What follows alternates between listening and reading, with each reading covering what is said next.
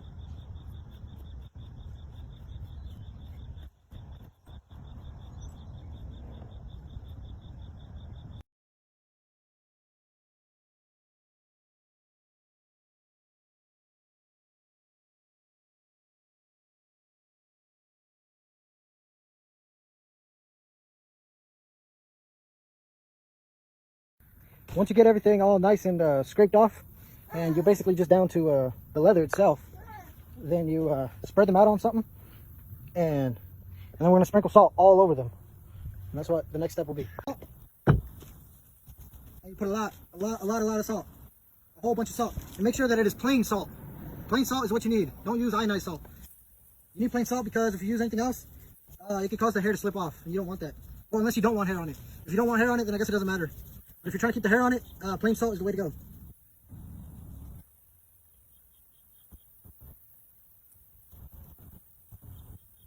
And we're just gonna put a lot of salt on here, all right? We'll pick up after that.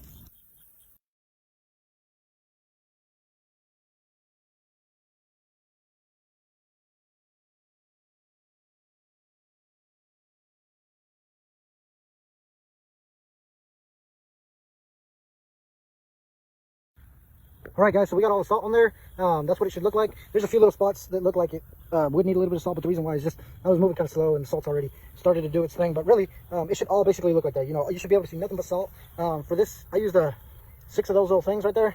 I think each one is about a pound, so 6 pounds of salt. For a this is a pretty average dough. This wasn't like a huge dough or nothing like that. So it's pretty average dough. Expect to use about 6 pounds of salt for this process. But I mean, get tons of salt because you're also gonna do a salt bath after this. So when you go up to the store and buy all that salt, people should be looking at you like something's wrong with you. Alrighty, guys, and now we've let the salt sit for a while, and you'll know once it's dry whenever you kind of touch it, and maybe kind of cracks like that, I guess. They'll even get chunky on some parts. So once the salt is all dry and it's done, basically all he was going to do, what I'll do is I'll roll this up, and then I have a little patch of really tall weeds out in the backyard, and I'm trying to get rid of it. I'm just going to go dump all this salt right over there. I'm not going to show that part, but yeah, that's what I'll be doing. All right, guys, so the next step is I like to, it's in a tote. I like to put this in a tote in the bathtub, and cold water, using cold water, I will add another pound of salt. Cold water, basically, I don't know, maybe like 1/4 of the way up or something, just something that sounds reasonable, and a whole lot of Dawn dish soap, a lot of Dawn dish soap. And I'm just gonna scrub away and wash this super thoroughly. Alright, guys, so I skipped this part, but basically after I washed it once, I rinsed out all the water, rinsed out the hide, and now I'm washing it again. And I'll repeat this process, the whole wash, rinse, just a handful of times until I feel like everything's nice and clean. Basically, when my water is no longer kind of mucky, that's when I'll know I'm pretty much right about where I need to be. So it'll just depend on how messy your hide was. So yeah, just keep going till basically after you wash it, your water's, it doesn't have to be perfectly clear, but just cleaner than this. And yeah, you'll just keep on, really work it in there, work your hands in there. And this is also going to help kind of keep the smell off or something like that. You also don't want a stinky carpet or whatever. And so basically the goal is just keep on washing and rinsing until your water looks like this roughly, where it's not necessarily perfectly clear, but it's not bad. This is what I call good enough. If you want to keep on going, by all means keep on going. You won't hurt nothing. If anything, it'll just kind of take the grease out of everything and give it a better smell. So I don't see nothing wrong with keeping on going. All right, guys, and after just had a real good wash, you hang her up and you just give it some time to dry. And you don't want it to fully dry, but almost just about dry. and then that's when you'll pull them off. All right, guys, so now we've reached this point to where the hide is not fully dry, but it's just damp. It's just slightly damp, and that's what we're looking for. We don't want this thing to be completely dry, but we don't want it to be wet either. Just slightly damp. That's perfect. And the next step is this right here. I use Deer Hunters and Trappers hide tanning formula. I picked this up at my local Bass Pro, but I'm sure you can look for it online and find a better price on it. I just wanted it quick, and so I ran up there. I didn't want to have to deal with shipping and all that. So, but you can find it online or at your local Bass Pro. You can do whatever you want. But that's what I like to use. And basically, we're just going to spread this all around, and I'm going to show you how I go about doing that. All right, guys, so a little tip is your awesome moccasins. Whenever you are scraping this, I love to use all the fat to rub it up all on here and waterproof these suckers. It sounds crazy, but it works. But anyways, so we take this and we just start going to town. I mean, I just put quite a bit. Don't be stingy with it. For what it is, it's pretty cheap. I've tried a bunch of different tanning formulas, and you know, for what you're getting, this is pretty cheap. And so yeah, don't be stingy. Put quite a bit. And just kind of spread it out all over the place. And so I like to just kind of get it a little bit everywhere. And then once we got a little bit everywhere, I will then, you can use a brush if you'd like, but I like to use gloves simply because I feel like the brush soaks up most of the formula and it makes me feel like I'm wasting it. So I like to use gloves just so that I can use up as much of the formula as I can without having my brush soak it all up. So I'll just do that and kind of massage it in there, and I'll pretty much rub it in everywhere. And if there's any spots that look like they need a little more, then I'll go back and put a little bit more and rub it in. And yeah, that's pretty much how I do it. I just, you know, rub it all in. Make sure you get it everywhere. All nice.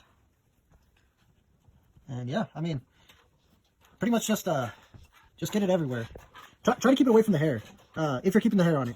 If you're keeping the hair, try to stay away from the hair so it doesn't get all nasty. It'll make your hair all sticky and tacky. You want to try to limit the, you know, how much you touch the hair if you're keeping the hair on. In this case, we are, so we'll try to be careful with that. But yeah, that's all there is to it. Just massage it in, and I'm gonna get this all rubbed in there real nice and everywhere, and we'll pick up after that. All right, guys. So it's been a few days, and we're getting real close to that point where the hide's all, you know, this hazy white color. I don't know if you guys remember this, but they used to be like some dark spots all through here. Well, this one's still needs a little bit, but it's almost there. Those ends are still struggling a little to get there. Same here, we got a little bit there that's struggling, but I mean, we're almost there. We're really getting there. So today I went ahead and threw them out on the trampoline, and I'm gonna let them get some sun. This is gonna really speed up that process right there. It's just we've been having a lot of rainy days lately, so I've been having to keep indoors, and they don't dry as fast indoors as they do in direct sunlight. But this will really speed things up, and before we know it, they should all be that hazy white color, and we'll pick up there. All right, guys, so this thing has been drying for quite a while now, and you can see it's starting to pick up kind of like a yellowish kind of tone to it now. Here we still got a few spots that pretty much look like beef jerky. They're not going to get any better. They're pretty much just, it is what it is at this point. That's probably the way it's going to stay. And so once you get to this point, you know, it's been sitting out for a while, and it's, you know, it's dry. At this point, it no longer feels sticky. These little sides, I might feel a little sticky, but I mean, they're not bad. So at this point, you're ready for the next step, which is stretch it. And basically, you're just going to fold it over and fold it over again. You're just gonna scrunch it up. All right, guys, so once you get to this point here where we're gonna start focusing on softening things up, basically what you're gonna do is you're just gonna start folding things. There's no particular way to fold them. Just fold them one way, another, scrunch them, and just fold and scrunch and fold and scrunch. And there's no particular way to do this. Just basically the concept is just switch up the direction that you're rolling every time, so that the whole point of this is to break up fibers. You're trying to break up the fibers. That's the whole goal of this. So basically, just change it up, you know. That way you make sure you get all the fibers everywhere. You're not just constantly breaking up the same fibers over and over. And as far as like hair in, hair out, it doesn't matter. You can do one way and one the other way. That doesn't matter at all. The most important part is just be patient and at the same time be a little rough. Now, you might notice a little bit of hair is falling off. That's normal. A little bit of hair is falling off in this process is completely normal. But if you start to lose like chunks of hair, yeah, you did something wrong. That's called hair slippage, and at that point, there's almost no going back. But if you just notice like just a few little hairs here and there coming off, that's normal. I won't worry about that. And all right, guys, and so for these little ugly beef jerky looking ends, basically what you can do is just work them. Really work them, focus on these. You're gonna have to work all of these way harder than the rest of it. If that's what you want to do, work them, and they will eventually soften up and turn this color. Now, if you don't want to go through the trouble of working them, which I'll be honest, I rarely ever do, what I'll probably do is I'm gonna take my razor blade knife and I'm gonna just go through here and I'm gonna cut out basically all the edges. The ugliest parts is what I'm gonna be cutting out. And there's a few spots like here, you know, I'll go ahead and work that. I'm just talking about these little edges. I like to just take my little razor knife and just kind of cut out the ugly edges. And basically, I'm going to just keep doing this, keep crunching it up, softening it up, and you just keep going. So the more you do it, the softer it's going to get, and eventually you're going to hit a point where it's going to be really soft. So really, there is no right or wrong answer. You stop crunching it whenever you've reached the point that you say, this is soft enough, I like it, I'm keeping it there. That's when you stop working it. So if you're looking for softer, keep working it. If you're happy with what you got, you can stop, and we'll pick up on the next step. All right? All right, guys, so there we have it. We've squished it, scrunched it, folded it, done everything we can think of for quite a while now. And this is really nice, soft, and pliable. And so here's another little trick if you want to get it even softer. If you really want to keep getting it softer, what you can do is you can find you a rope tied off somewhere. I like to put quite a bit of tension on that rope. And, you know, just start working. Like that, just like that. And then, you know, you switch sides and get the other side. Keep going like that. And then you can work the, you know, the little edges, move it, like that, and then the other side. And, you know, basically you get the idea. You can go through and do all that, and that's just going to keep on making it softer and softer. The more you squish it, scrunch it, run it on a rope, it's only going to keep getting softer. And, you know, this is already pretty soft. I don't know if you can kind of see there, if it shows just how pliable this thing really is. I mean, it's really pliable at this point. I don't think it, you know, for homemade or DIY or whatever, I don't think it gets better than that, you know. Now, basically, if you're not satisfied with this, if you want it more soft and pliable, do this little rope trick. Do a lot of that, do tons of that.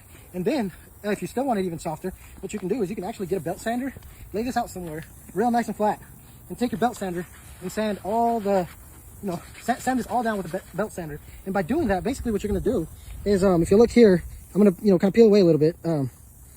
It's kind of hard to tell, you know, since I'm not using a belt sander, but basically what the belt sander is going to do is going to eat away this little outer layer, and it's going to leave you with, under here, it's like a real nice fluffy white under here. And well, you can kind of see there a little bit of what we got going on. But yeah, I mean, if you start really trying to, you can, you'll see what I'm talking about if you decide to take a belt sander to it, and it won't hurt nothing. So basically it's going to give you this real nice, pretty white patch, and that's what the belt sander is going to help with.